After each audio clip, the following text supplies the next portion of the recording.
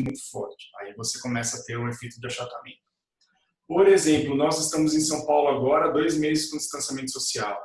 Se a vida voltasse ao normal hoje, praticamente não teria contenção nenhuma do tamanho do pico da epidemia.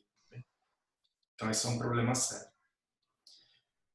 Na verdade, o problema é mais sério do que eu estou mostrando aqui, porque vários estudos mostram que possivelmente a gente vai ter que ter lockdown aí por 2 anos. As pessoas falam 18 meses a 30 meses de esse abre e fecha. Então, porque a ideia é que você não consegue deixar o país fechado por tanto tempo, então você vai ficar abrindo e fechando de acordo com a economia, com a vida das pessoas, esse negócio vai se estender aí por anos, tudo bem? O que é interessante, aí começou o nosso projeto, porque é bastante intuitivo você pensar que o pico da epidemia, quando o sistema de saúde passa a falir, né, numa cidade, ele não é simultâneo. Sim? Então, por exemplo, enquanto o sistema de saúde de São Paulo está sob estresse, não necessariamente o sistema de saúde de São Carlos está sob estresse, ou do interior paulista. Mas como você colocou todo o estado sobre quarentena, o que acontece? Você gera um delay, você gera um atraso maior na evolução da epidemia no interior do estado, e isso acaba gerando um protocolo de distanciamento social muito maior do que é necessário. Tudo bem? Então, esses protocolos simultâneos, eles levam a implementação muito maior do que é necessária para a contenção da epidemia. Então, o que nós decidimos fazer, ou a parte desse projeto, é criar estratégia ótima para planejar a epidemia, para planejar o controle de maneira ótima, tudo bem? Então, a ideia é que nós fizemos integração de dados, então a gente pega o dado do sistema de saúde de uma cidade, então todo dado que a gente consegue, dados do IBGE, distribuição de faixa etária, dados de mobilidade urbana, nós integramos isso e criamos equações matemáticas para prever como essa epidemia vai se alastrar. E uma vez que nós temos as equações que nós deduzimos, a ideia aqui é criar um protocolo de controle. Esse protocolo de controle, então, ele tem um objetivo, no caso que eu vou discutir, um objetivo específico, que foi no estudo que nós lançamos. Então, o objetivo aqui é fixar a capacidade do sistema de saúde. Então, eu vou cidade a cidade, quantas UTIs eles têm, cada cidade. Faço a conta reversa. Então, para esse número de UTI, qual a porcentagem da população que pode ficar infectada? Tudo bem? E ali eu vou falar o seguinte, eu só vou controlar a doença para proteger o sistema de saúde. E nada mais. Tudo bem? E aí, a gente tem um protocolo, então, matemático que calcula um algoritmo que vai otimizar esse problema. Então, ele vai achar a solução ideal para a gente. Então, a única coisa que a gente faz é decidir o objetivo. O objetivo aqui é proteger o sistema de saúde. Tudo bem? Uhum. O protocolo é dado pelo algoritmo, pela matemática. Eu não controlo ele mais, tá bom? E ele vai dar a melhor solução para controlar a doença. Essa é a ideia. Então, o tomador de decisão, a única coisa que ele precisa tomar é qual o objetivo dele. Por exemplo, o objetivo dele poderia ser nunca fechar São Paulo. Exemplo. Tudo bem? E aí você passa isso pro algoritmo e ele vai tentar achar qual a melhor solução dada a restrição que você impôs. Certo? Tá, então, assim, a solução que ele dá é ótima e integra todas as cidades.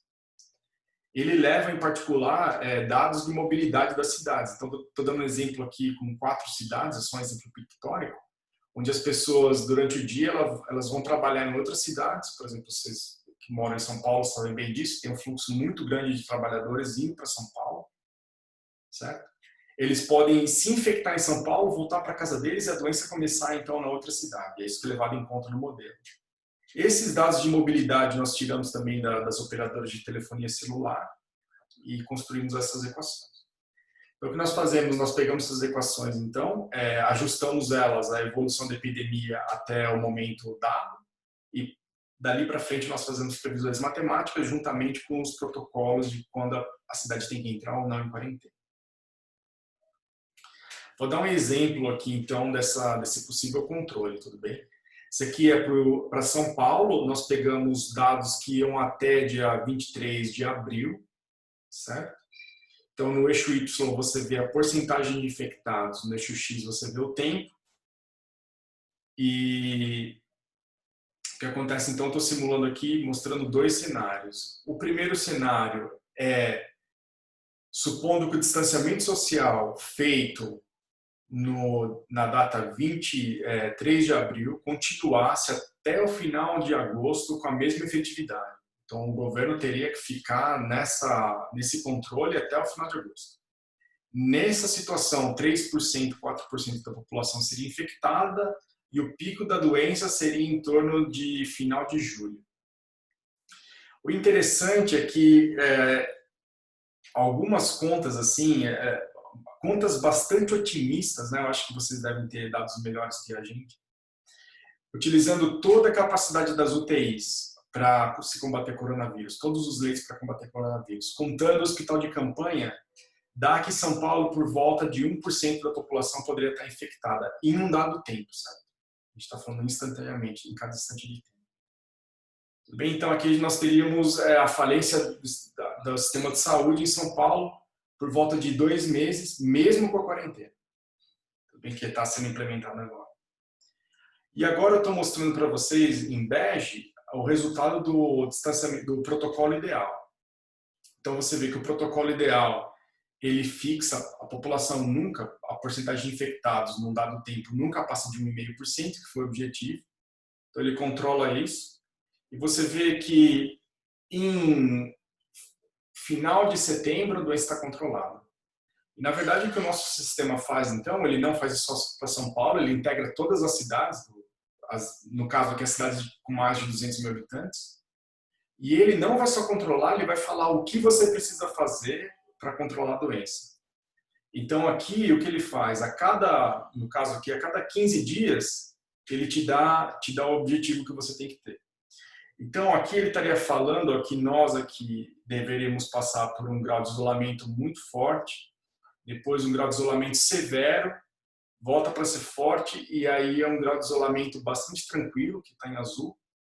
E o interessante é que você vê que esse protocolo, em metade de agosto, ele para de controlar São Paulo, a vida de São Paulo volta ao normal. Isso é bastante diferente do protocolo de distanciamento social que era implementado centralizado, que a doença não acabaria, como eu disse para vocês, só empurra o problema para frente e acaba não controlando.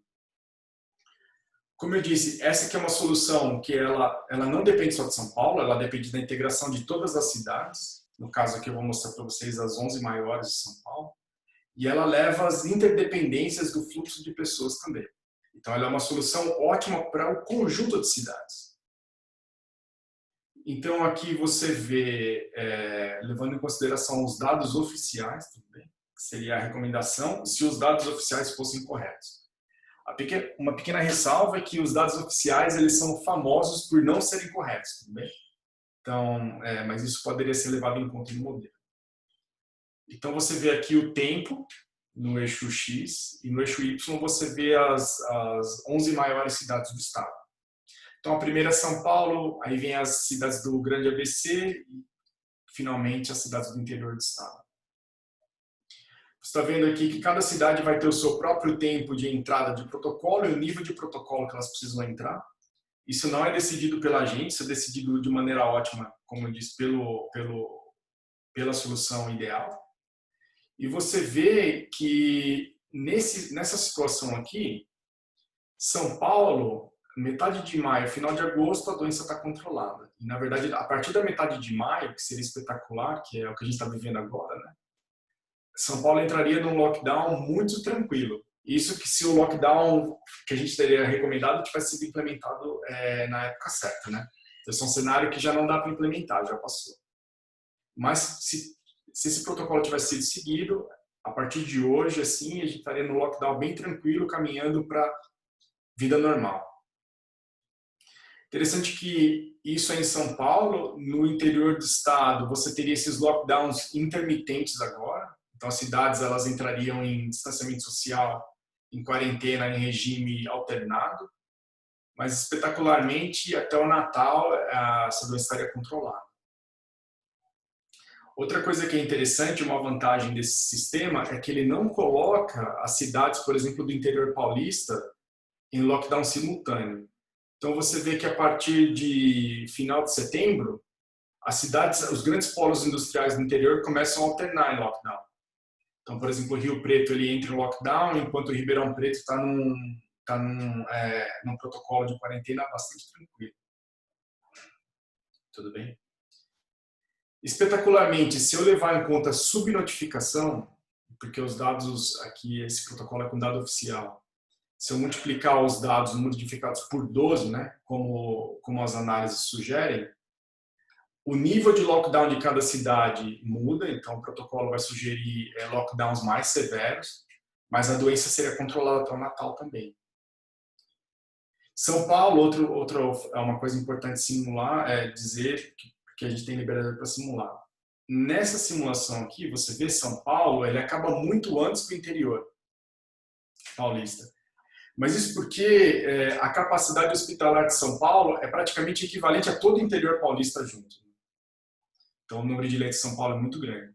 Isso permitiria, se tomadores de decisão quisessem implementar uma solução desse tipo, permitiria planejar distanciamento social de tal maneira que você empurra o problema da cidade um pouco mais para frente, mas você consegue acabar usando a infraestrutura hospitalar de São Paulo.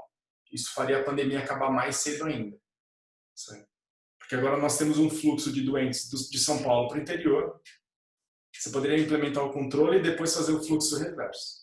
Bem, isso é um dos cenários que nós simulamos e isso ajuda bastante o controle da doença. Uma coisa aqui que é um problema famoso, vocês devem estar acompanhando bastante, é que essas medidas que nós sugerimos, então essa medida você vê em 6 níveis, né? Vermelho, amarelo, azul e verde, na verdade, elas são medidas de como o vírus deve se reproduzir, ou como o número de infectados pode crescer. Não é um problema nem um pouco óbvio você saber qual medida pública você tem que tomar para você chegar nessa taxa de contenção. Então, por exemplo, vocês devem ter visto muito no jornal as pessoas falando assim, que eles simularam no computador um cenário de 70% de isolamento social. Eles não simularam 70% de isolamento social. Eles simulam o seguinte, diminui a força da doença em 70%. Tá claro o que eu estou falando? É um problema totalmente não trivial você saber qual medida pública você tem que tomar para conseguir chegar em 70% menos número de infectados, entendeu? De força de doença. Certo? Então, o que nós fizemos, nós juntamos um time, e agora esse time é realmente grande, envolve o pessoal da USP, da Unicamp, envolve bastante gente do INPA. Nós estamos aqui em torno de 40 pessoas e a gente quer exatamente criar um guia para isso. Então, a ideia é, eu vou para uma cidade, vamos pegar São Carlos aqui, que é de onde eu estou falando. Eu pego todos os dados de São Carlos, então distribuição de faixa etária, distribuição de atividade econômica, área, densidade, número de mercados, número de escola. Pego todos os dados que eu consigo, esses dados são públicos hoje, nós temos acesso a ele. E aí o que nós fazemos, nós criamos no computador a vida em São Carlos.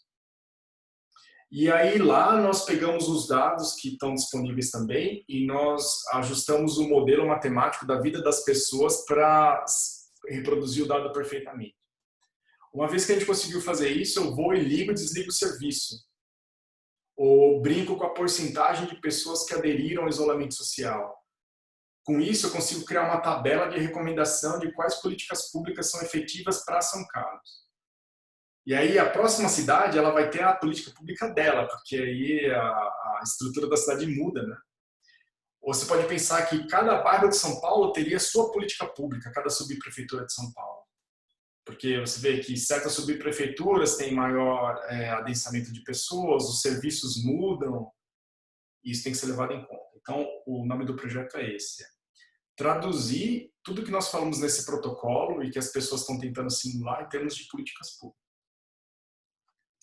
Como eu disse, então, nós pegamos um certo pedaço da cidade, então nós temos os dados de onde essas pessoas moram, qual a atividade que elas fazem, onde elas trabalham, e simulamos isso no computador. Então as pessoas que não trabalham, elas podem sair para passear, e aí podem se encontrar na rua, e aí você vai ter a vida no computador. E aí a gente vai colocar então no computador onde as pessoas vivem, que elas vão aos trabalhos, as crianças vão para a escola, você pode ir para o clube, você vai para bar, vai para restaurante, você trabalha no hospital, trabalha em mercado. Tudo isso é colocado dentro desse sistema e aí é feita uma simulação. Eu vou mostrar aqui para vocês rapidinho uma simulação preliminar que nós estamos fazendo.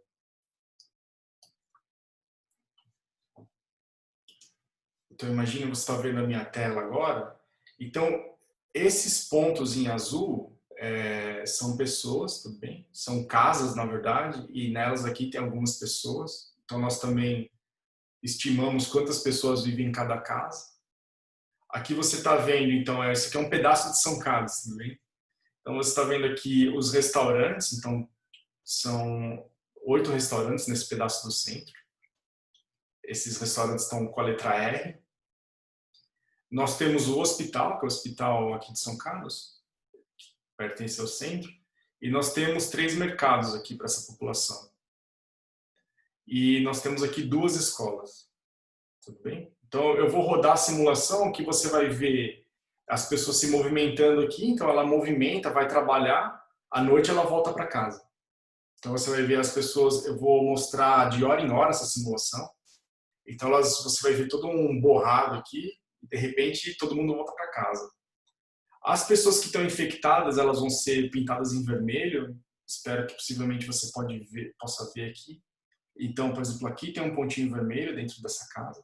É um indivíduo infectado. Tá? E aqui o que você vai ver aqui a porcentagem da população infectada pelo número de dias em termos de indivíduos que estão com sintoma, eles têm sintoma, indivíduos que estão infectados, mas não têm sintoma, indivíduos que estão incubando a doença e os indivíduos que nós chamamos de silenciosos, que seria o seguinte, o indivíduo, ele não está incubando, seria assim, o indivíduo que está incubando a doença, mas já é capaz de transmitir. Então a ideia é que a pessoa que tem coronavírus, 2 dias antes dela passar a ter sintoma, ela consegue transmitir a doença. Então esse indivíduo que ainda não tem sintoma, mas está transmitindo, e ainda não entrou como infectado, a gente está chamando de silencioso. Tá, eu vou rodar a simulação aqui, vai ser, se você olhar ao seu canto esquerdo, você vai ver uma bagunça total e de repente todo mundo volta para casa e aqui você vai ver a evolução do número de infectados. Só uma coisa... Ui, desculpa. Claro, por favor. Por favor. Tiago, quando você começou tinha uma pessoa infectada, sim? 1%. Ok. 1%, 1% das pessoas estavam infectadas. É importante falar que nessa simulação que você está vendo, as pessoas, tá? Daqui a pouco eu dou mais detalhes. Então, se você vê que as pessoas elas entram nos restaurantes, em geral que a gente colocou que a pessoa vai para o restaurante à noite. A gente estimou quantas pessoas da cidade vão para o restaurante num dado dia. E da faixa etária da população de São Carlos, nós pegamos então a faixa etária, a gente sabe o número a porcentagem da população que vai para a escola, e que você está vendo então como essa proporção está mudando no tempo. Curiosamente, você vê que um problema seríssimo, essa curva preta, que você consegue ver no gráfico inferior à sua direita, é a porcentagem de indivíduos silenciosos, que nós chamamos. Então, que seria os indivíduos que eles estão infectando, mas eles nem sabem que eles estão infectando porque eles nem tiveram sintomas ainda. Tudo bem? Bom, então, aqui o que acontece? São muitos números para fazer essa simulação funcionar, a gente não terminou esse projeto ainda. Tem algumas coisas que nós precisamos calibrar ainda, que a gente chama. Então, o que a gente fez pegou os dados das petroleiras para tentar estimar melhor a taxa de contágio dentro da casa, a taxa de contágio no restaurante. Nós também estamos com alguns dados do pessoal do Instituto DOR, porque eles testaram os médicos das UTIs e testaram as famílias. Então, daí a gente consegue ter uma ideia que dentro da casa, quantas pessoas você consegue infectar. Enfim, precisa trabalhar bastante ainda. Esse projeto está indo.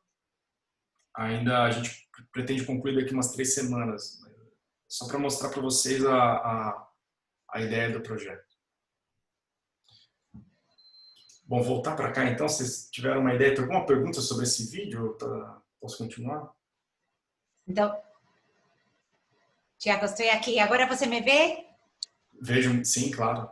Então, agora apareci, não? Desculpa, antes que não estava aparecendo. Só para entender. Então, quando você está mostrando essa simulação, você está começando com as medidas, só para entender a simulação, as medidas de lockdown ainda não estão sendo... A gente só está vendo o que acontece nesse cenário sem medidas de lockdown, certo? Sem nenhuma medida. Sem nenhuma Exatamente. medida. O que estava acontecendo em fevereiro, em São Carlos? Exato, okay. exato. E aí a gente pega, você vê que o importante aqui é o seguinte, como essa simulação, na verdade, a vida do computador só depende da estrutura local da cidade. A nossa ideia é criar esse protocolo de recomendação para cada cidade, para cada pedaço da cidade. Ou para cada, por exemplo, no caso de São Paulo, para cada subdistrito.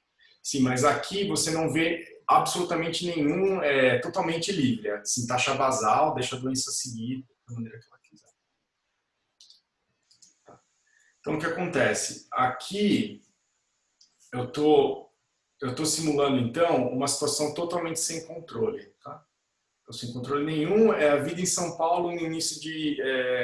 a vida em São Carlos, São Paulo, no início de março.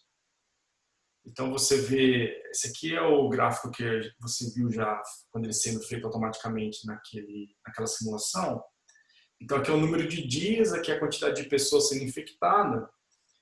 E a gente consegue saber por onde as pessoas passaram e onde elas foram infectadas.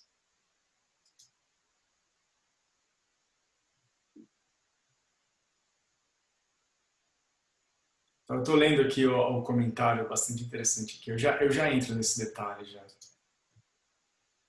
Agora eu preciso aprender a fechar. Tá bom. Aqui o que acontece é que nós conseguimos saber se a pessoa foi infectada em casa, se ela foi infectada na rua, se ela foi infectada no mercado. Você está vendo que no hospital ninguém foi infectado, né? Porque a gente assumiu que a proteção do hospital é absolutamente perfeita e a pessoa que vai para o hospital ela não pode receber visita. Porque a gente, quando eu fiz essa simulação, na verdade, um grupo todo que fez a simulação, a gente não tinha calibrado o dado de a porcentagem de visita no hospital, quantas pessoas que só do fato de visitar o hospital pode ser infectada. Então ela pode ser infectada na escola, pode ser infectada em restaurante, bar, tudo bem? Ou pode não ser infectada. Então, na verdade, nesse modelo ele é tão detalhado que você pode seguir e saber onde a pessoa se infectou. Então agora eu vou aplicar um protocolo de contenção aqui. Então a ideia é assim, eu deixo a vida seguir normal. Quando 5% da população estiver infectada, eu tomo uma reação meio abrupta. Então, eu vou fechar todas as escolas, todos os restaurantes. Eu vou assumir que eu consigo testar muita gente. Então, estou assumindo que das pessoas que tiveram sintomas, 50% são detectadas. E nesse protocolo que eu vou simular, que eu vou mostrar para vocês agora, 20% da população segue distanciamento social hardcore, assim, ela não chega a 2 metros de distância de alguém, 30% tem a chance de seguir ou não, e 50% não está nem aí. Então, esse aqui seria o resultado. Então, aqui com medidas de contenção e lá sem medidas de contenção. Então, o que você vê é o seguinte, como eu disse, 5% das pessoas foram infectadas, depois desses 5%, eu travo tudo. Então você vê que de um cenário para outro, o número de infecção de escola praticamente não mudou.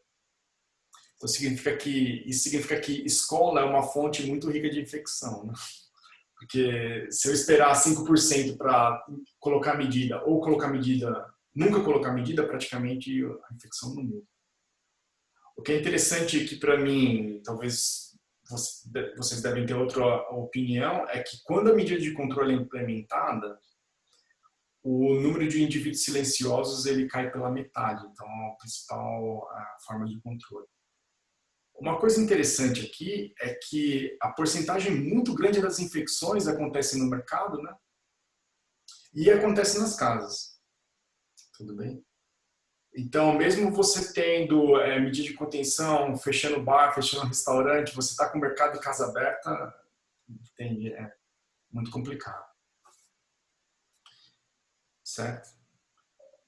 Então, agora o que nós estamos fazendo? Para cada cidade, a gente vai criar um protocolo automático que vai falar qual o impacto de fechar a escola naquela cidade, como fechar a escola vai impactar o número de infectados ou então a força da doença, como fechar parque vai impactar a força da doença. A gente pode simular nesse computador agora o fato de você colocar indivíduos em turno de trabalho, né? Outra coisa que a gente quer fazer é um projeto com o Cláudio Struchner, fazer o contact tracing. Então, eu consigo saber por onde essa partícula passou, consigo ver se contact tracing é efetivo. E uma coisa que a gente está pensando agora, duas na verdade, é a contaminação domiciliar. Então, alguma estratégia, porque na verdade a pessoa está infectada, ela vai para casa, o fato dela ter ido para casa é desastre, né? Na verdade, inclusive os dados da Federal de Pelotas, vocês devem estar acompanhando isso, o inquérito sorológico ele mostra exatamente isso. Quer dizer, na primeira semana do inquérito, eles testaram 4.500 pessoas, 2 foram infectadas. No segundo inquérito, eles testaram de novo 2.406 foram infectadas, mas eles fizeram contact tracing das pessoas com que elas convivem. Essas 6 tinham contato com 15 pessoas, dessas 15, 13 aceitaram fazer o teste, das 13, 9 tinham Covid. Tudo bem? Então, realmente, o problema, mais do que fechar bar ou mais do que fechar restaurante, essa simulação sugere, os dados sugerem, é contaminação domiciliar. Nós também temos alguns dados preliminares que os hospitais são um problema muito grande, e assim como os mercados, na verdade. Então, você poderia... Porque se uma pessoa trabalha no mercado ela é infectada, então, enquanto ela está silenciosa, ela infecta muita gente. A proporção de gente infectada no mercado é muito grande por causa disso. A gente está pensando em tentar modelar a medida sanitária nisso agora. Então, o projeto, como eu disse, o projeto está em andamento. Essa é uma equipe muito grande, a gente precisa aprender muita coisa ainda, principalmente falta muito dado, então a gente está tendo um trabalho enorme para calibrar isso. Tem o pessoal da USP envolvido aqui, que trabalha comigo, um pessoal da Unicamp de otimização, um pessoal do INPA, a equipe do Dan Marquezine. O principal desenvolvedor desses códigos que vocês estão vendo é o Guilherme, chama Guilherme Giort. Então, a gente tem um time agora só para desenvolver o código e simular a vida na cidade. A nossa ideia é que isso vai ser uma interface no computador, onde você pode clicar, falar qual é a cidade e gera o protocolo automaticamente, ou qual o bairro. Você pode escolher o nível de granularidade. E isso só está sendo possível porque, assim, em matemática, em geral, a gente não trabalha junto. Né? A gente trabalha assim, por exemplo, eu trabalho 5 anos em um problema. Né? Esse é que a gente está acostumado a fazer. Então, para a gente juntar uma equipe grande, ter que fazer coisa muito rápido, para a gente é muito novo. A gente tem bastante dificuldade com isso. Eu estou surpreso dessa coisa estar andando tão rápido agora, porque a gente começou há um mês e pouco esse projeto. Ele deu certo porque o Serrapilheira investiu nisso. Então, o Serrapilheira deu um pouco de recurso emergencial, então a gente conseguiu contratar um pessoal para ajudar. A Royal Society de Londres ajudou um pouco também, a FAPESP. Então, na verdade, a gente tem mais pergunta que resposta nesse momento, mas a gente espera que, colaborando com outras pessoas, principalmente com médicos, a gente consiga calibrar esse modelo bem e criar um sistema de recomendação total, onde você fala o protocolo para a cidade, diz quando ela tem que entrar em quarentena, explica o nível e dá para o tomador de decisão quais são as políticas que ele poderia tomar para aquela cidade para que aquele nível de contenção seja efetivo. Então é um prazer falar com vocês e, por favor, se tiverem alguma pergunta, é um prazer responder. Ótimo. Então, agora começa a parte divertida. Uhum. Então, normalmente a gente gosta muito nos seminários da gente conversar, interagir, discutir bastante. Primeiro, eu quero começar dando-te parabéns, porque acho que é um trabalho muito, como você falou, é muito complexo e muito difícil de conseguir construir esse tipo de exercício Uhum. e procurar utilizar essas simulações para nós aprender e estudar quais seriam diferentes protocolos. Como eu sou da área mais da área de políticas públicas, pensando na avaliação de políticas públicas, eu vou colocar algumas coisas só para perguntar e começar um pouco para estimular as perguntas, e depois a gente também, eu estou vendo que a Dora enviou aqui uma pergunta. Uhum. A primeira coisa que eu queria um pouco colocar ou procurar entender. Então, quando a gente está vendo a simulação e um pouco também vendo o que a gente está vendo na prática das medidas, de fato a gente vê que os gestores têm uma questão quando a gente está discutindo que tipo de lockdown. Um primeiro problema é modelar o lockdown em certos tipos de indicadores. Então, aqui se eu estou vendo, quando você mostra os infectados, só para entender, estamos fazendo um exercício onde você não tem infecções no local de trabalho. Então, você não tem. Mas eu não vi. Então, quando a gente vê school, restaurant, eu não sei nesse gráfico se podemos voltar nesse gráfico, mas a implicação é que vocês estão dizendo, dependendo da simulação e onde nós estamos aprendendo, onde acontecem as infecções, isso ajudaria a nortear quais seriam os tipos de políticas que a gente... Exato. A Então, ideia, perfeito, a ideia seria fazer uma tabela, porque assim, quando as pessoas falam, você vê que entra nos modelos e tudo, você tem esse chamado R0, né, que é a taxa de reprodução básica da epidemia. Os modelos todos, eles te falam R0, então eles vão falar assim, o R0 pode ser 2, agora o R0 pode ser 1, o R0 pode ser 1.3. Não é nada óbvio o que isso significa para uma cidade. Na verdade, ninguém sabe. O que a gente sabe é o seguinte, várias cidades, se você olhar, por exemplo, pega cidades italianas, clusteriza as cidades italianas, tipo o esquema São Carlos, que é uma cidade de 200 mil habitantes, você procura por densidade, número de restaurante, número de serviço, atividade econômica, e você vai ver aquela cidade, como a doença se propagava lá antes das medidas de contenção e depois. Sim? Então a gente sabe o efeito das medidas de contenção no depois, porque a cidade já é implementada. Mas o que acontece é que as cidades, elas implementam muitas medidas de contenção. Então, nenhuma cidade, quer dizer, a gente perdeu a oportunidade de fazer um experimento, inclusive no estado de São Paulo, de fazer o seguinte, São Carlos só fecha escola, Araraquara só fecha restaurante. E aí você poderia medir o efeito, mas ninguém fez. Então, em geral, o pessoal faz o seguinte, fecha tudo, ninguém pode sair da rua e tal. Então, no final, a gente não sabe o efeito de cada medida. Certo? Então, o que a gente faz nessa simulação? A gente começa esse modelo, né, o jogo da vida aqui. A gente sabe o antes e o depois. Então, eu sei o seguinte, se eu deixar a vida solta, então eu tenho que atingir tal nível de infecção e tal, porque isso eu já medi no mundo real. E se eu deixar todo mundo preso em casa com tanta porcentagem, eu tenho que atingir aqui. Aí isso eu consigo fazer. Mas como eu consegui fazer isso, eu consigo voltar na simulação e ligo o restaurante. Ou só desligo a escola. E aí eu consigo ver o impacto da escola. Sim? Sim. Então, então vou um pouco nesse ponto, não? Perfeito.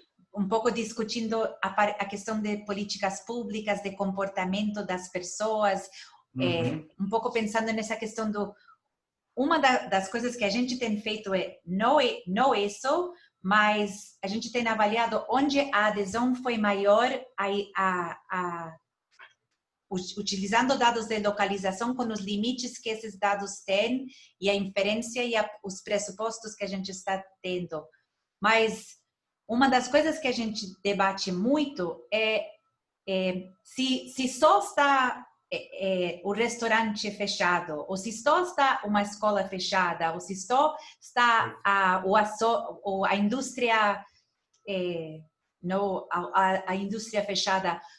Como isso comunica a falta de clareza sobre a política para a população, sobre os comportamentos que são necessários como parte do distanciamento social. Então, um dos debates é se a minha cidade ela está muito, elas têm diferentes níveis de alerta. Então, no restaurante, se escola, o comportamento talvez dos indivíduos é muito difícil eles se adequar a esse sinal. E talvez assim como os sinais mais claros, eles induzem um comportamento diferente da população do que quando você tem um portfólio mais misturado de mensagens. Então, eu sei que é super complicado modelar, mas eu estou só dizendo porque nos análises ex post que nós estamos vendo,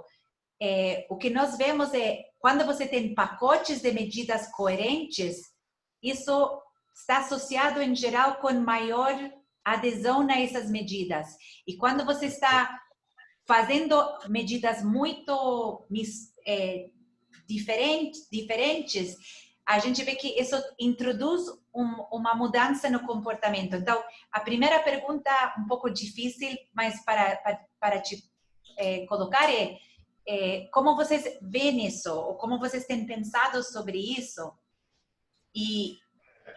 Assim,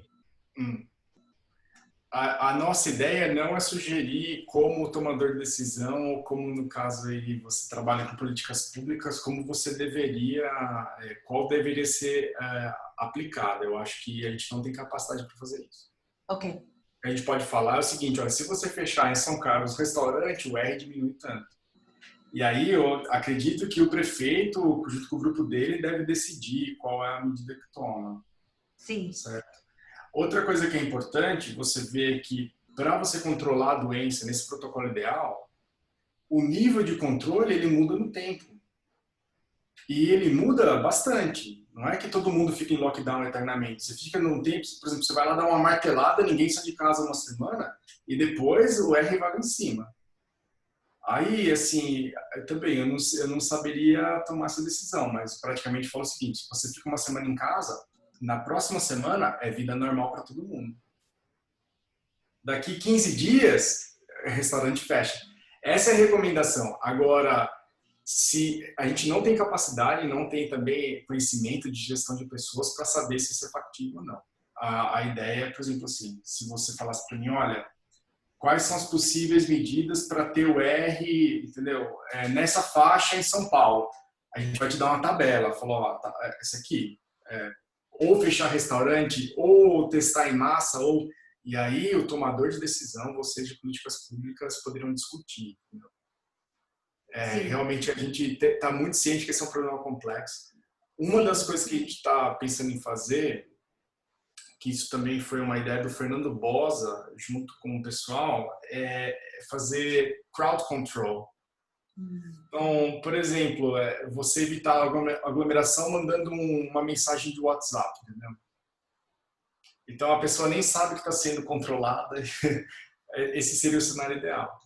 Um outro problema que a gente consegue fazer, pelo menos matematicamente dá para fazer, é o seguinte: saber que a pessoa está infectada antes dela. Então, que são esses silenciosos. Então, eu vou levantando a rede de contatos, né? Então, a gente tem o Fernando Bosa tem esse projeto que chama Dados do Bem, onde ele traça a rede de contatos das pessoas, né? Você baixa o app, são 200 mil pessoas usando hoje. Você coloca os seus sintomas e quando você é testado, se você for testado positivo, você indica quem você teve contato. Matematicamente, a gente não sabe se na vida real dá para fazer, mas matematicamente dá para eu traçar todos esses contatos, dá para fazer nessa simulação, e eu consigo saber com uma probabilidade grande que alguém está infectado, porque tem um delay de praticamente 10 dias. Então daria para você aproximar essa pessoa e entende? Você sabe que ela está infectada antes dela e tira ela de circulação. Essa é a medida mais efetiva de todas. Não sei se é possível implementar na matemática dá. Em política pública, não sei. Uhum. Uma outra coisa que você deve ver é, sim, você pegar a pessoa que está infectada e não mandar ele para casa, mandar ele para um hotel, é melhor que fechar restaurante, aparentemente, entende? Sim. Então, isso é uma coisa que eu queria um pouco... Achei super interessante essa parte do que você colocou de infecção em casa e de contact tracing. Porque essa é uma política que a gente está seguindo muito o trabalho, por exemplo, Massachusetts, nos Estados Unidos, muito por o trabalho que estava fazendo Partners in Health, que sempre fiz justamente sobre o controle de tuberculose, com contact tracing e com trabalhadores que vão em casa e fazem trabalhos muito intensivos com as pessoas. Achei super interessante essa questão que vocês estão levantando, porque essa é uma questão que não temos ainda capacidade muito atualmente, a gente não tem agido sobre essa política. E o que vocês estão sugerindo, ou uma questão que está mostrando, é justamente isso, que com antecipar melhor os contatos, isso tem que ser... Então, a gente está dizendo, na falta de saber, a gente está precisando de isolamento. Eu estou entendendo um pouquinho o que vocês estão concluindo. Enquanto mais e mais a gente aprende sobre as probabilidades de ser um caso positivo, a gente e fazer mais essa é a outra coisa. Então, essa parte e fazer o contact tracing, a gente realmente conseguiria fazer uma diferença em administrar melhor o isolamento com essa política, que é uma política que a gente ainda não tem como implantar ela. Eu não conheço no Brasil municípios que têm procurado fazer esse tipo de... É complicado. Contact tracing, você mencionou dados de mobilidade, por exemplo. Olha, contact tracing eu acho que é muito difícil de ser implementado. Ele funciona super bem, mas é uma solução complicada, porque mesmo dado de mobilidade, você deve ter acompanhado, a internet explodiu, porque o cara fala que você está espionando ele. Na verdade, o dado de mobilidade que a gente tem acesso é tão ruim que quase não serve, porque você só sabe o seguinte, olha, tal porcentagem dessa população saiu daqui e foi para lá. Sim. Entende? Então, mas entra tema muito sensível, assim, de política pública. A nossa ideia seria, assim, realmente trabalhar, possivelmente quando essa coisa ficar pronta, seria um laboratório de estudos. Por exemplo, você citou dados de mobilidade. Ninguém sabe, uma coisa interessante, ninguém sabe, o governo fala o seguinte, olha, 50% das pessoas obedeceram ao isolamento. Sim. Ninguém sabe qual é o impacto disso na doença. Tá? Não se sabe. Então, por exemplo, aí o governo fala assim, 48% das pessoas ficaram em casa. O nosso objetivo era 50%, por isso essa cidade vai ter que entrar em lockdown. Ninguém sabe o impacto dos 2%. Tá? Então, esse tipo de modelagem, ele responde exatamente essa pergunta. Por exemplo, se 30% das pessoas ficarem em casa, como isso diminui a evolução da epidemia? Mas isso é específico da cidade, deve depender da atividade econômica daquela cidade, o que a cidade faz. Assim. Sim. Então aí... toda vez que a gente pensa nessa modelagem, nessa tabela, a gente pensa em fazer coisas do tipo, olha, se o governante ou se você de política pública quiser saber qual é o impacto da mobilidade, dá para calcular. Então, a gente realmente não pensa em tomar a decisão, a gente está longe, a última coisa que a gente quer fazer é tomar a decisão. A gente queria ajudar vocês a terem uma ideia melhor do qual decisão tomar. Sim. Não, é um problema mega complexo, por isso precisamos todos estar discutindo juntos. Eu vou aproveitar só porque eu estou vendo que a Dora te tinha colocado desde o início uma pergunta que a gente não discutiu, sobre se isso é um modelo, ela está dizendo assim, suponho que o algoritmo citado seja de inteligência artificial, correto? Não espero entrar nos meandros da tecnologia, só queria saber qual é o modelo estatístico utilizado. Olha, aqui, porque assim, nós discutimos vários modelos, né? Porque assim, tem primeiro um conjunto de equações que fala como uma cidade influencia a outra. E aí isso é feito por otimização, chama técnica matemática.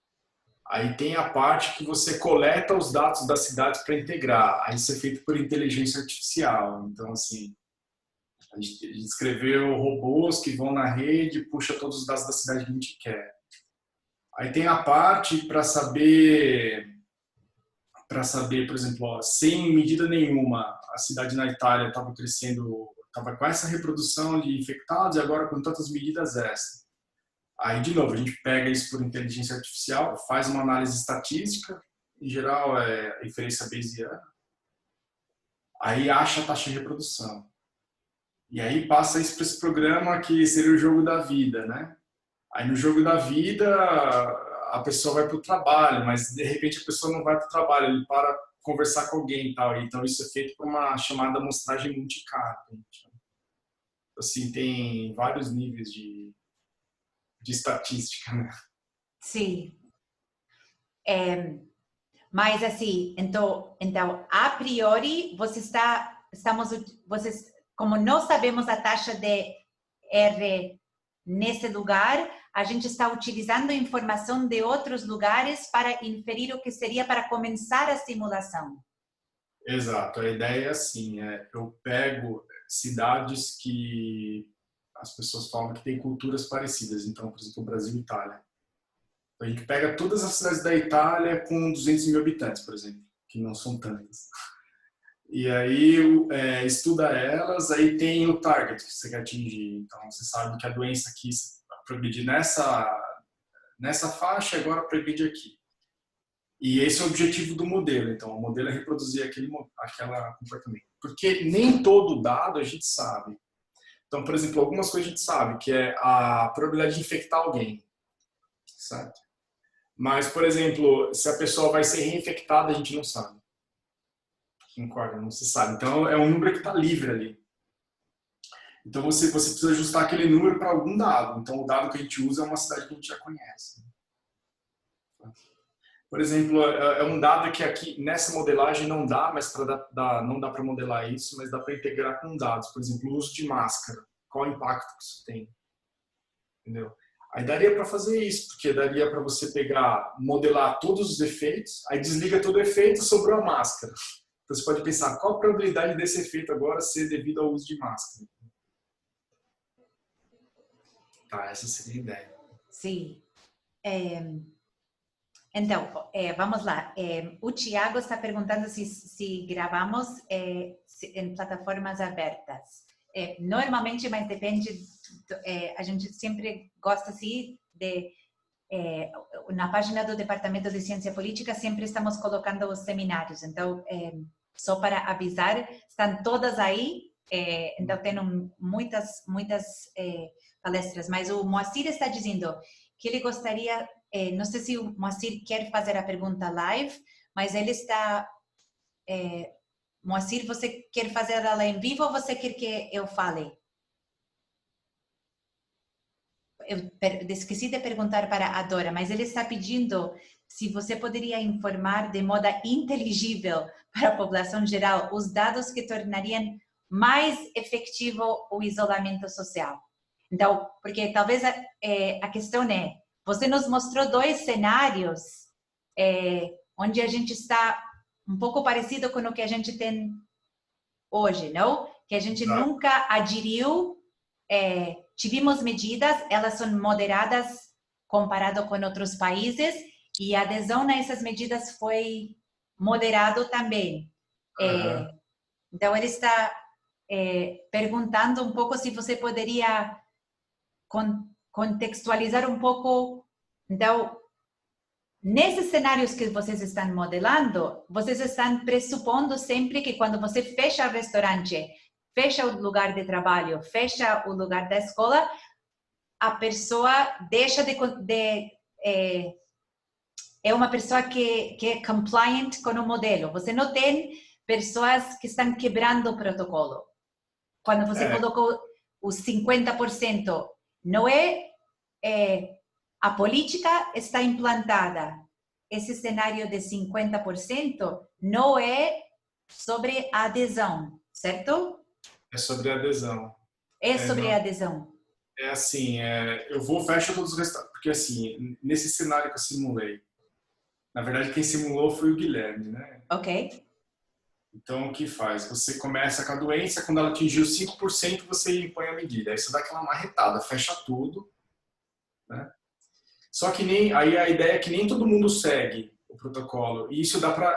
Essa é uma coisa que dá para a gente simular. Então, é isso que a gente pensou que é legal, porque você poderia falar, assim, igual o problema que vocês estão passando hoje por São Paulo, 48% seguiu, 50% seguiu, 30% seguiu. Qual o impacto disso no R?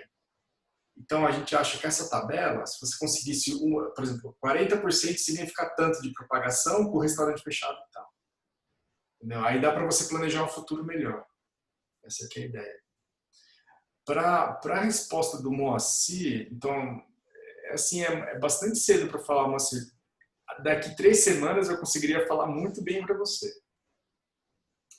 Porque tem que ajustar mais dados ainda. Mas o ponto fundamental aqui para a epidemia passar hoje é aparentemente infecção domiciliar. Podemos ir, Tiago, nesse slide, o seguinte, onde você está comparando os dois cenários, porque acho que isso ajuda um pouco essa questão, não?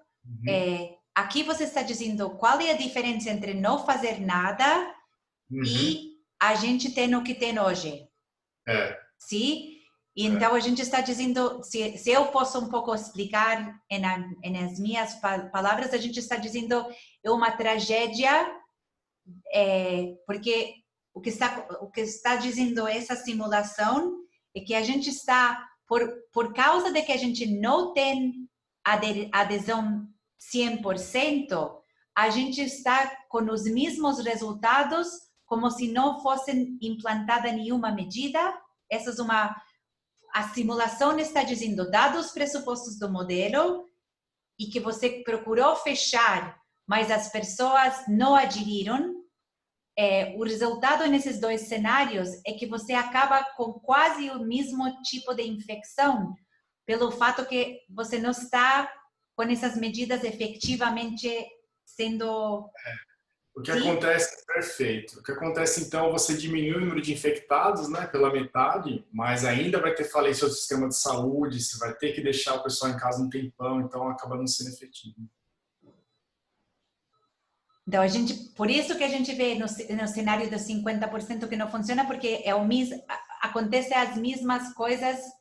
E então, o que aconteceria em um modelo que você, assim, o modelo mais forte, talvez, o que a gente vê, porque parece aqui que, como a gente não vê um impacto diferenciado entre home, market, school e not infected, talvez não fica tão claro porque eu preciso ficar em casa. Se aqui parece que tanto a primeira como na segunda o resultado é igual, como seria se tivéssemos o cenário de adesão 100%? Como... Então, perfeito. Exatamente, então, a nossa ideia é fazer exatamente isso. Tem esse software agora, você pode chegar e falar assim, eu gostaria de saber se eu fizer tal cenário, o que acontece? Ele vai conseguir falar. Por exemplo, se você me der 10 horas, eu posso te falar. Então, implementar essa medida tem esse impacto. Entendeu? Então, seria uma ideia para o tomador de decisão pensar o que seria melhor fazer. Aparentemente, a melhor medida é você tentar fazer o controle interno na casa. Seria a medida bastante efetiva. Então, por exemplo, de novo, o resultado é muito preliminar. Como eu disse, daqui um mês, por exemplo, deve ter uma tabela muito boa do ritmo de trabalho que o pessoal está tendo. Mas, aparentemente, por exemplo, você fazer algo em casa. Então, a gente poderia discutir o que é esse algo, entendeu? Ter até a ideia do especialista, o que é possível fazer em casa. Por exemplo, seria factível, se alguém foi infectado, eu acho que a pessoa está infectada, seria factível levar ele para um hotel? Isso, a atividade de você pegar um cara que está infectado e levar ele para um hotel, tirar da casa dele, tem um impacto muito maior do que fechar um restaurante, aparentemente. Sim, é tudo resultado preliminar. Sim. Mas às vezes você pode me falar que isso não é factível como política pública, entendeu? Aí teria que...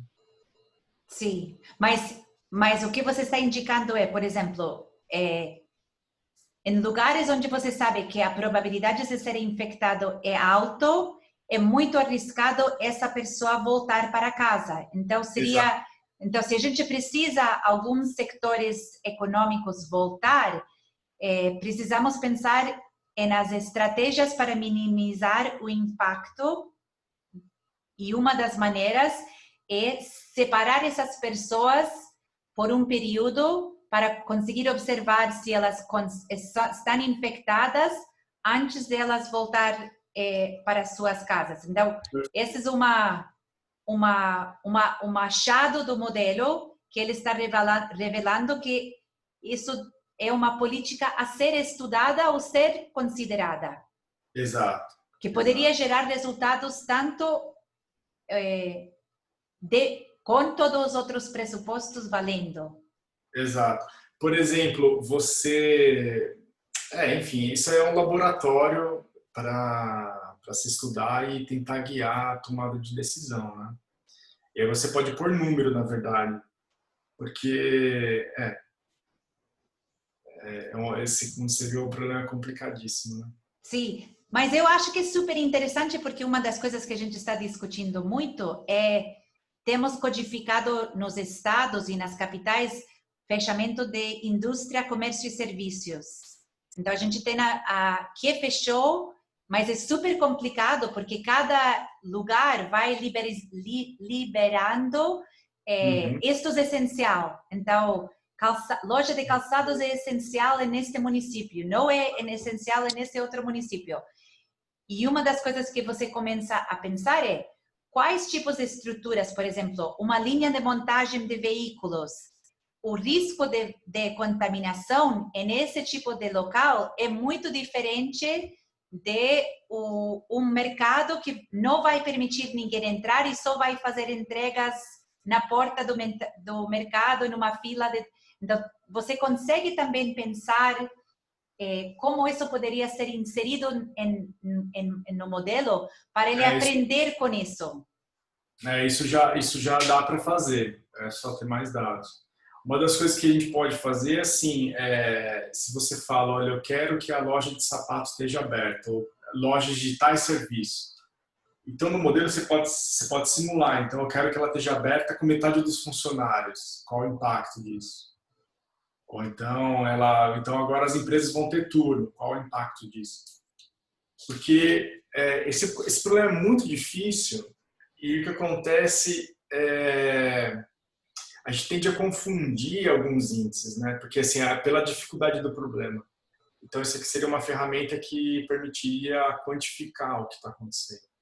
Sim. Mas, de novo, o interessante é assim, se você olha essas estratégias de contenção ideal, esse aqui está vendo o que seria assim, é o ideal que a cidade faz. O nível de quarentena que você tem muda no tempo. Então, na verdade, a sua política que está indicando é que ela deveria mudar no tempo também. Agora, se a população, o que você falou, é um problema que é realmente interessante. Se a população vai entender, vai falar, não, essa semana eu pude ir no parque, a semana que vem talvez eu não possa. Que é o que está acontecendo aqui em Araçatuba, por exemplo. Você vê que em uma semana o protocolo fala que Araçatuba está totalmente livre, você pode ter a vida normal, vai em restaurante, depois de 15 dias fecha. Então, aí eu não tenho habilidade para, digamos assim, para saber se isso seria efetivamente bom. Mas uma coisa que a gente pode fazer é assim, digamos, você é tomadora de decisão. Você pode vir e falar o seguinte, eu quero uma solução ideal, onde você nunca tem essa alternância. Eu sempre quero gradual, entendeu? A gente pode rodar o modelo e a matemática acha a solução ideal dentro do que você quer. Sim. Mas, assim, eu vejo este gráfico, esta figura, eu vejo super interessante, não? Mas isso é porque você está, só para entender como chegou nesta figura. Uhum. Primeiro vocês tinham São Carlos, como você nos mostrou a simulação, e vocês têm cada cidade operando sozinha, certo? E aqui Não, agora estamos levando em consideração que, além do que acontece internamente, qual é o contato entre essas cidades. Então, além de acrescentar o que acontece dentro da cidade, agora é ao longo das cidades. E o que você está dizendo algumas cidades, elas estão diferentes, mesmo que são vizinhas. Exato, perfeito, perfeito. Perfeito. Por exemplo, você vê São Paulo saiu de quarentena e Santo André continuou. E depois, está vendo, Santo André e Osasco alternam quarentena. E elas são vizinhas. Então, é interessante que essa é uma solução, ela é ótima. Então, essa solução é melhor, a doença acaba rápido se todo mundo seguir. Se Santo André resolver não seguir o protocolo, aí esse negócio vai lá de novo, 18 meses, a doença fica voltando, entendeu? Sim, porque a mesma forma, só para dizer, o que eu gosto de dizer desse modelo a gente nunca tive severe em Brasil, não? High. Perfeito, perfeito. Não, então a gente está dizendo para a população, isto teria funcionado, este é um modelo que está revelando um cenário que não existiu ainda. Então a gente está, mas seria um modelo onde o lockdown seria muito mais severo do que está hoje. Perfeito, isso com certeza. Assim, a solução interessante desse modelo, ela vai acontecer de alternância quando você conseguir fazer pelo menos por 15 dias aquela cacetada, todo mundo em casa, ninguém sai. E aí você consegue depois ter, digamos, você ganha tempo para pensar em coisa mais interessante, abrir um pouco para frente e tal.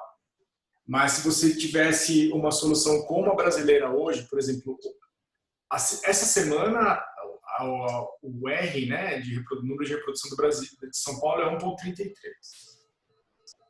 Com esse R não existe solução ótima, por exemplo. Você teria que diminuir o R, dar uma cacetada, entendeu? Entrar no vermelhinho ali para depois achar a solução boa. Entendi. Eu estou vendo que o Tiago, não quero monopolizar, então estou vendo aqui, o Tiago está dizendo assim, não sei se o Tiago também quer falar.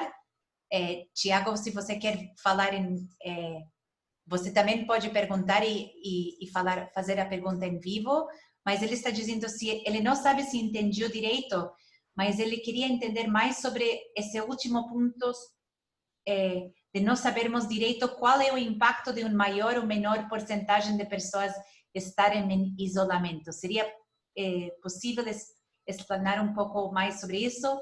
Na verdade, não sei se seria a relação entre isolamento e contágio ou mobilidade e contágio. Se eu estou entendendo bem os dois gráficos, a adoção de medidas. Tá, é assim, Tiago, meu xará, né? A gente sabe muito pouco sobre o que acontece, por exemplo, em particular, a relação entre mobilidade e força da doença. Porque o pessoal que estuda essas epidemias, eles gostam de falar força da doença. Isso significaria o seguinte, em março, o número de infectados no Brasil dobrava a cada 2,3 dias. Hoje, dobra a cada 8 dias. Então, essa coisa de como dobra, a gente chama de força da doença. A pessoa, hoje a gente não sabe, não é que a gente não sabe, ninguém sabe o seguinte, Se eu deixar 50% das pessoas em casa, qual o impacto que isso tem na força da doença? Então, eu não sei e eu acho que realmente ninguém sabe. Mas o que é intuitivo é que esse índice, ele não é um índice absoluto, porque, olha, 50% das pessoas ficarem em casa em São Paulo é totalmente diferente de 50% das pessoas ficarem em casa em São Pedro, que é uma cidade do interior, entendeu? A faixa etária é totalmente diferente. Assim. Não é o índice bom para comparar, entendeu? E as pessoas tentam estimar esse tipo de coisa por análise estatística. O problema dessa análise é o seguinte: todo mundo que tomou medida de contenção tomou medida agregada. Então, o cara fechou tudo, deixou todo mundo em casa e tal.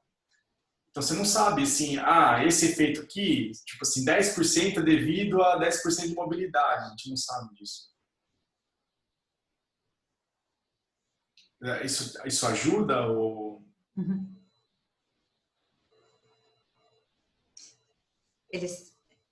Não sei se ele quer, ele vai fazer. Ajuda, ele disse que ajuda. Eu vou, como o professor Krieger,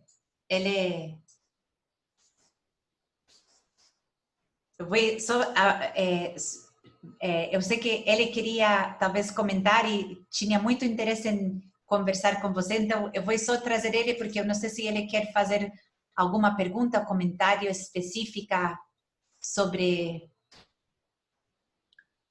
professor Krieger. Primeiro eu queria cumprimentar o Tiago e o grupo que está trabalhando nisso. Muito obrigado. Evidentemente, Tiago, que eu vou fazer algumas provocações, né? Tem que ser visto nesse sentido. Mas imagina que agora nós pegamos aí os 6 prefeitos aí das primeiras 6 cidades que estão aí no slide. Nós estamos aqui, eu digo, nós estamos desesperados e queremos saber onde é que está a luz. Uhum. E com base em que eu devo assumir o seu modelo? Uhum. Qual que é a sua resposta? Espetacularmente, esse problema foi proposto para a gente porque algumas associações de cidades perguntaram isso. Posso rodar aqui para tal associação? Então, por exemplo, 12 cidades se juntam e querem essa solução para a cidade. Esse protocolo ele não é tão bom só se um pedaço de cidades tentam aderir, porque vem infecção do outro. Então, realmente, isso pode ser levado em consideração, mas o protocolo realmente não fica muito bom. Esse protocolo é ideal quando todo mundo orquestradamente segue, né? Então, realmente, esse protocolo ideal seria, por exemplo, o governo do estado vem e fala, esse aqui é o protocolo que as cidades vão tomar. Então, o nosso sonho foi mais ou menos esse, sim. O governo do estado... Você imagina alguma situação, eu coloco mais em termos do seguinte, quer dizer, os indivíduos ali, os prefeitos são muito pragmáticos e etc. Que garantia eu tenho de que se eu usar eu vou ter esse resultado? Quer dizer, como é que você está imaginando invalidar? É óbvio que esse é um modelo e tudo, mas, quer dizer, mas como é que você poderia... Lembra, nós estamos no meio de uma pandemia. Claro. E você colocou algumas coisas aqui que, mesmo para um não especialista, ela seduz. São questões que seduzem. Evidentemente que nós não vamos discutir muito, ainda mais estando num regime democrático como o nosso, quer dizer, nós não estamos num lugar onde alguém vem e diz vai ser assim. Uhum. Né? E com as vantagens e desvantagens de tudo, evidentemente. A questão é, assumindo que as coisas pudessem, eles iriam te perguntar, bom, mas e que garantias eu tenho? Isso é um modelo. E como é que você está pensando em validar pelo menos partes desse modelo? Como é que você imaginou? Você citou aí alguns exemplos. Seria bacana se Araraquara fecha a escola e São Carlos fecha o restaurante. Perfeito. Isso, quer dizer, mas nós não vamos, dificilmente a gente teria uma situação como essa, né? Uhum. E como é que vocês estão pensando? Porque evidentemente os prefeitos estão vindo e é ótimo ouvir que eles estão procurando também a academia, né? Uhum. Assim, realmente você tocou num ponto que é espetacular, Mas tem um ponto anterior ainda, que talvez eu não chamei tanta atenção, que é fundamental, que é os dados que eu uso para fazer a predição, que espetacularmente no Brasil é muito ruim. Então, se alguém realmente quisesse implementar essa solução, como aconteceu nessa cidade, chega o grupo e fala o seguinte: a gente queria implementar essa cidade, são 12 cidades. Ele fala assim: dá o número de infectados que vocês têm. Então, tem que testar a população.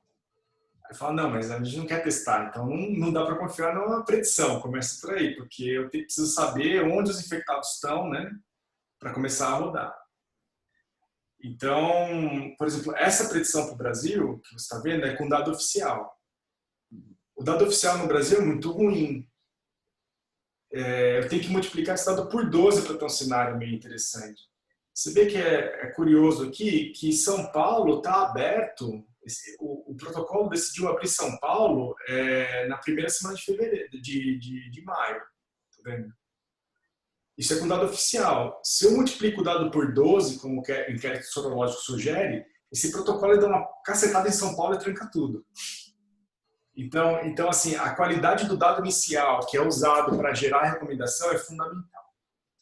Então, qualquer um que quiser seguir isso vai ter que contratar, sei lá, vai ter que pensar, juntar o pessoal da medicina, fazer uma testagem igual o pessoal da USP fez, entendeu? Testa um pouco os bairros para você ter uma ideia do número de infectados para começar a seguir previsão desse modelo. Uma vez que o modelo, a previsão é feita, a gente também não é casado com essa previsão. Na verdade, a gente acha que essa previsão ela tem um horizonte ali de 2 meses. Então, o que a gente faz? Conforme os dados vão sendo adquiridos, né? Porque aí São Paulo tem uma meta de quantos infectados vai poder ter, o crescimento ali. E os dados vão vindo do pessoal da saúde. E aí tem um algoritmo de inteligência artificial que vê se está batendo o número de crescimento com o objetivo. Se não estiver batendo, ele recalcula todo o protocolo e sugere novas medidas. Essa aqui está implementado assim hoje. Mas realmente assim, muito mais problema, muito mais pergunta que solução, né? Então, mas os dados iniciais são fundamentais e o protocolo ele é dinâmico. Então, se implementa 2 semanas e depois você pode rodar de novo e recriar a recomendação. Mas só um pouco para pegar o gancho do que o professor Krieger está falando. E você continua tendo que investir em testagem, então, os testagens, então, quais são as políticas que têm que estar implantadas? E você continua testando e monitorando, você está expondo as pessoas e você está pressupondo que você está testando ao mesmo tempo que abrindo. Perfeito, perfeito. Assim, e aí, eu não sei, já seria um projeto assim à parte, né? Porque estava conversando com o Fernando Bosa, do IDOR. Eles têm essa iniciativa chamada Dados do Bem. Então, como já muita gente usando os dados do bem, você consegue saber indicador muito bom. Então, sem testar a pessoa, você consegue ter um classificador que fala se a pessoa está doente ou não. Vocês, como médico, eu acho que você já tem isso automaticamente, né? Sabe pelos dados clínicos quais são os indicadores. Mas lá nos dados do bem, como são muitos dados, você pode realmente fazer uma coisa mais esperta e classificar por faixa etária. Então, existiria a possibilidade, se muita gente está usando um app desse tipo de controle, talvez pode evitar a testagem. Porque eu estou partindo do pressuposto realmente que testagem no Brasil, eu acho que não vai chegar. Assim. Eu não sei, a gente perdeu o bonde.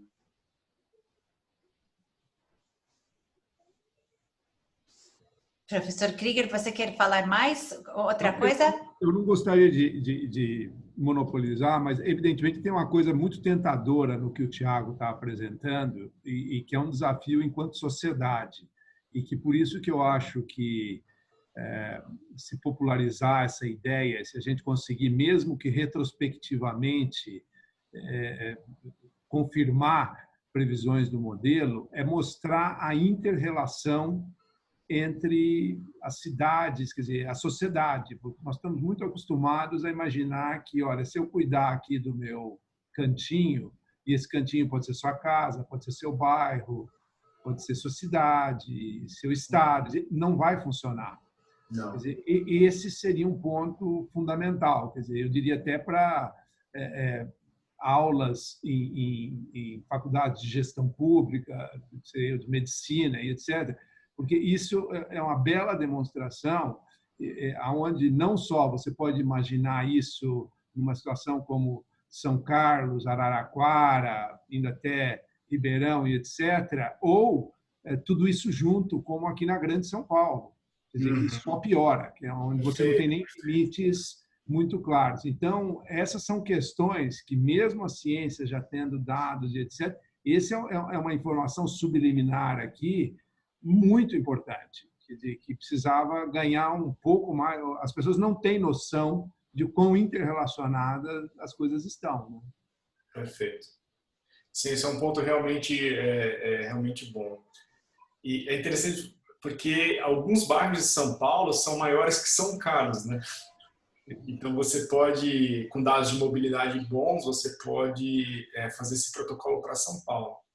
Aqui é interessante também, eu não apresentei aqui, mas nós temos algumas simulações que, digamos assim, simulariam solidariedade, ou então inteligência de recursos do sistema público. Você vai e planeja para São Paulo o protocolo com todo mundo. Quando a situação de São Paulo está controlada, você reusa os leitos de São Paulo para o sistema público. Isso muda o protocolo, não é só remanejar, entendeu? Ele procura outras soluções e daria para fazer inteligência de alocação de recursos. Bastante interessante mesmo. Então, aí, o professor Krieger, você quer...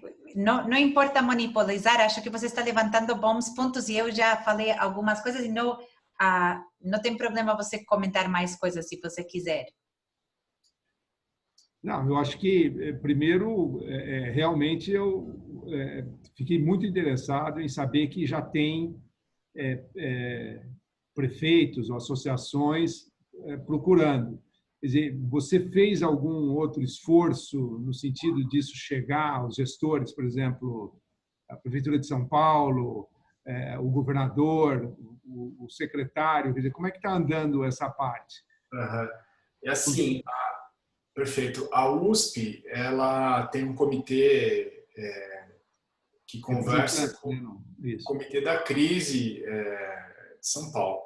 Mas o que a gente consegue fazer é sugestão. Então, aí o comitê de crise faz. Então, a gente, enfim, chega no... agora, o que acontece? Está lá no comitê da USP, a USP faz um documento que uma ideia é isso. E aí vai para o comitê gestor e aí o comitê gestor aplica. A gente não tem controle dessa empresa. O Serrapilheira, ele se engajou bastante nesse projeto em ajudar. Então, só para deixar registrado meu agradecimento a eles. E eles contataram alguns estados. Então, a ideia a gente está discutindo para ter 1 ou 2 estados modelos onde isso seria implementado. Entendeu? E aí vai começar uma conversa sobre... Porque, assim, na verdade a gente tem essa matemática, mas a gente não é gestor público, também não tem ideia, por exemplo, teria que integrar o pessoal da medicina, entendeu? Para falar, olha, aqui só tantos leitos podem ser usados, tem que deixar um certo número de leitos vacante ali, e todos esses dados que a gente não tem condição nem habilidade para calibrar. Então, uma vez que essa equipe formou, aí também a política pública pode ser colocada, né?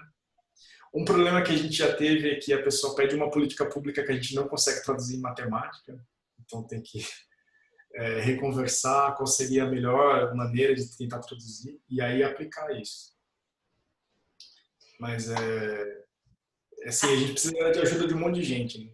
Sim, eu vou dar mais coisas porque acho que isso nos ajuda a pensar e discutir. Então, acho que só para dizer, as coisas que a gente está dizendo não é porque a gente é para pensar. Mas a outra questão que tem um pouco, acho que é super importante que o modelo está levantando, mas que eu não estou vendo ainda vocês modelando, é pensar assim, tem algumas coisas que são estratégicas para a minha cidade. Então, minha cidade, ela depende, por exemplo, do setor de calçados. A minha cidade, ela, tudo, a vida econômica dela depende o setor da agricultura. Então, tem um paper na economia que está sendo discutido, que é um trabalho do Andrés Velasco, que com um coautor, que eles estão justamente dizendo isso, que uma das coisas que a gente tem que pensar é também nas cadeias de valor,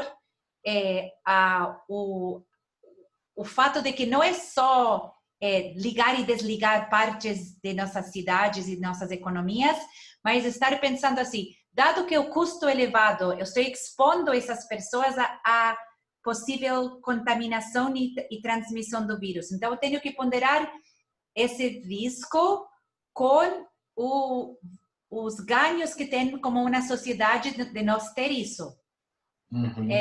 Então, vejo que também poderia ser uma coisa que vocês poderiam integrar no modelo.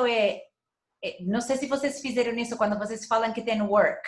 Work é genérico em São Carlos ou vocês estão procurando priorizar lugares de trabalho, pensar nessa questão da vida econômica da cidade, como talvez essa seria a sequência dessa lógica? Muito bom, a pergunta é excelente. A gente fez a matemática que permite esse tipo de abordagem, entendeu? Então, trabalho é uma categoria, eu posso ir lá e mudar, falar, isso aqui é setor de calçados. O interessante aqui é que você precisa, enfim, dá para fazer. O programa hoje ele é feito que tem essa habilidade. De novo, porque esse rapaz muito inteligente, Guilherme, o time dele, o pessoal do INPA, se juntou e fez isso. Então é factível, dá para fazer. O que a gente precisaria aí é sentar com a pessoa, porque traduzir aquele número. Sim. Mas dá para fazer sim. Eu acho que seria uma coisa interessante para fazer algo mais complexo, mas algo que talvez...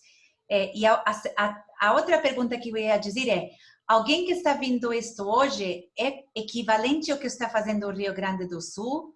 Porque a gente está ouvindo muito das zonas, não sei quanto você está seguindo o modelo do Rio Grande do Sul, que eles dizem que eles estão tendo eles têm implantado recentemente essa codificação por cores, que eles estão dizendo que eles estão fazendo dividindo o estado em territórios, estão abrindo e fechando diferentes, vão abrir e fechar dependendo de como muda o comportamento da doença. Então, qual é a relação entre o que vocês estão modelando e a simulação e esse exemplo do Rio Grande do Sul? Vocês têm olhado esse caso e visto o que eles utilizaram para desenhar esse modelo? É parecido aos tipos de estudos que vocês se inspiraram? Ou como se compara o Rio Grande do Sul com este exercício? Perfeito. Assim, eu desconheço que o pessoal do Rio Grande do Sul implementou e qual modelo eles usaram. Então, se você me der alguns dias, eu descubro. Mas eu realmente desconheço, então seria muito complicado.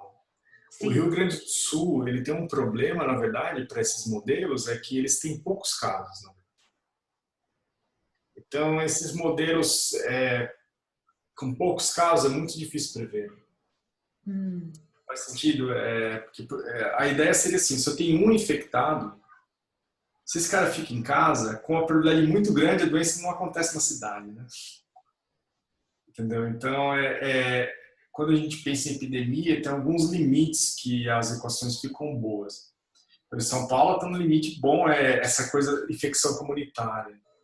No Rio Grande do Sul está explodindo agora isso aqui na área. Inclusive, eu conversei com o pessoal do inquérito sorológico. Aí, enfim, é informação confidencial, mas a coisa explodiu lá agora. Então, mas isso que você tocou, enfim, eu não sei o que eles fizeram, mas isso toca num ponto fundamental que, inclusive, a gente está discutindo aqui. É que enquanto São Paulo estava explodindo o número de casos, no Rio Grande do Sul não. Certo? Então, não é razoável você colocar o Brasil todo em quarentena. Seria a quarentena quando ela for necessária. Que é mais ou menos o que a gente está tentando capturar aqui. A ideia é você coloca uma cidade em quarentena quando você precisa. Aí o critério de quando precisa de quarentena ou não é para ser discutido por equipe técnica. No nosso caso aqui dessa simulação, a gente colocou precisa de quarentena para não falir o sistema de saúde. Entendeu? Entendi. Bom, estou vendo aqui, não sei se tem outros comentários. Aqui nas listas de perguntas e respostas, eu não estou vendo. Professor Krieger, você tem alguma última pergunta ou comentário que você gostaria de dizer? Não, só mesmo cumprimentar e agradecer o Thiago por ter vindo aqui, e eu acho que a gente vai continuar conversando aí, porque realmente isso interessa a todos, e só pela equipe que ele disse que está trabalhando, as instituições e tal, quer dizer, tem todo um envolvimento aí que eu acho que é fantástico. Parabéns para vocês. Obrigado, foi um prazer enorme entrar em contato com vocês. Aí fica o convite também para a gente interagir mais. Como eu disse, em matemática isso não é comum, mas todo mundo que a gente convidou ficou muito interessado. Então, em matemática em geral, a gente faz uma coisa, prova um teorema e aquilo fica. E agora, primeira vez assim, tem algum impacto. A gente tem consciência também que a gente precisa conversar com um profissional especializado, por exemplo, vocês da medicina, para conseguir esses dados, esses tomadores de políticas públicas. Tá? Então fica o convite para a interação forte a partir de agora. E novamente obrigado pelo convite. Ótimo, Tiago. Sempre gostamos de dizer assim, tem muitas coisas ruins da pandemia, mas uma coisa muito bonita que nos tem que dar esperança é que nos fez como cientistas sair de nossas casinhas e cruzar essas fronteiras, que eu acho que essa é uma esperança para o novo mundo que nos espera, não? Se a gente fizesse isso mais sempre, isso é a pandemia nos obrigou a fazer isso, nos está ajudando a fazer isso, e eu penso que é uma esperança muito grande para o futuro, para o presente e para o futuro. Então, igualmente faço as tuas palavras as nossas. Vamos continuar conversando, vamos continuar com também o nosso trabalho, os nossos trabalhos compartilhando, nos lendo, debatendo.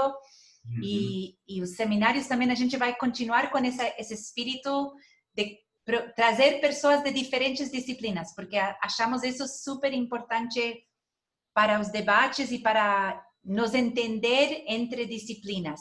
Quando a gente tem que conversar com gente fora de nossa área, a gente começa a entender. Eles não me estão entendendo, é uma coisa tão clara para mim. E nos está ajudando a crescer como pesquisadores, nos está ajudando a mostrar também o valor para a sociedade. Perfeito, eu concordo totalmente. A gente tem ideia total, assim, quando a gente estava fazendo esse estudo, de assim, inabilidade nossa, por exemplo. Falou assim, eu quero fazer o lockdown por 7 dias, aí será que o pessoal segue? Será que é uma boa política? A gente falou, não vamos entrar nisso, faz 14 aí. Um dia a gente encontra alguém de políticas públicas e pede ajuda, né? Então, realmente, a gente também vê a nossa limitação muito claramente, né? No projeto. Então, você tem que realmente integrar as pessoas de maneira rápida. Né? Sim, mas fantástico. Então, super parabéns e continuamos conversando e vamos ver os futuros, as sementes que estão semeadas, vamos ver elas crescer. Perfeito. Ok, Tiago, super obrigada. Tchau, tchau. Tchau, tchau, prazer. Um abraço, prazer ter contato com você, viu? Igual com você. Tchau, tchau.